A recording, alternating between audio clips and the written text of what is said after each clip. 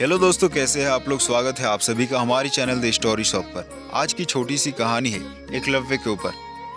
यह महाभारत काल की बात है, जब भारत के एक जंगल में एकलव्य नाम का एक बालक अपने माता पिता के साथ रहता था। वह अनुशासित बालक था और उसके माता पिता ने उसकी परवरिश अच्छे संस्कारों के साथ की थी। एकलव्य की धनुर्विद्या में बहुत रुचि थी, लेकिन जंगल में इसके लिए साधन उपलब्ध नहीं थे। इसीलिए वो गुरु द्रोणाचार्य से धनुर्विद्या सीखना चाहता था।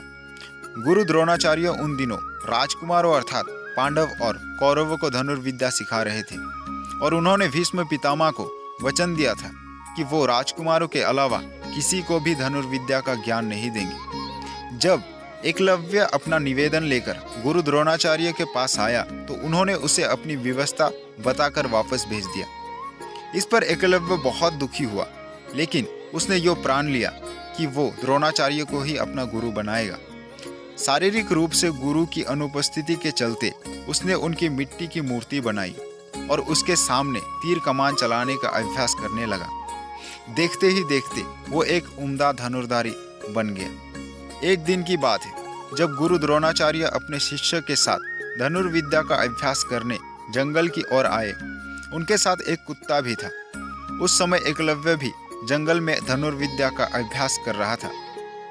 ऐसे में जब कुत्ते को जंगल के एक ओर से आवाज आई तो वो उस ओर जाकर भौंकने लगा, जिससे एकलव्य की एकाग्रता भंग होने लगी। इस वजह से कुत्ते को चुप करवाने के लिए एकलव्य ने उसके मुंह में कुछ इस प्रकार बाण चलाए कि उसका भौंकना भी बंद हो गया और उसे कोई चोट भी नहीं आई। कुत्ता वापस द्रोणाचार्य के पास भाग गया।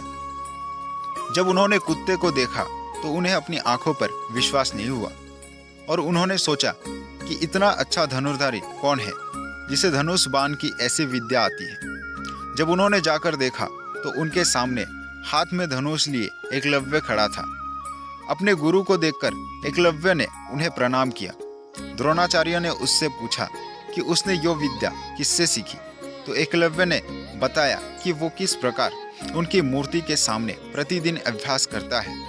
यह सुनकर द्रोणाचार्य आश्चर्यचकित हुए। दरअसल गुरु द्रोणाचार्य ने अर्जुन को वचन दिया था कि उससे बेहतर धनुर्धारी कोई नहीं होगा, लेकिन एकलव्य की विद्या उनके इस वचन में बाधा बन रही थी।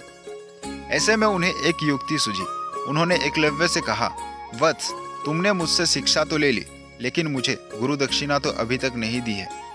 आदेश करे गुरुवर, आपको दक्षिणा में क्या चाहिए? एकलव्य ने कहा।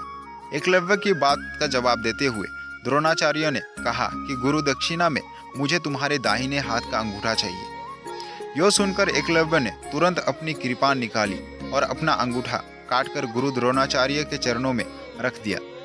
इस घटना की वजह से एकलव्य का नाम एक आदर्श शिष्य के रूप में आज भी याद किया जाता है। कहानी से शिक्षा।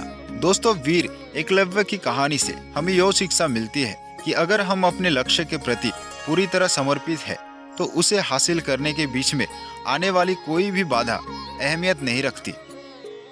दोस्तों, वीडियो अच्छी लगे तो लाइक, शेयर और हमारे चैनल को सब्सक्राइब जरूर करें। मिलते हैं अगले वीडियो पे। धन्यवाद।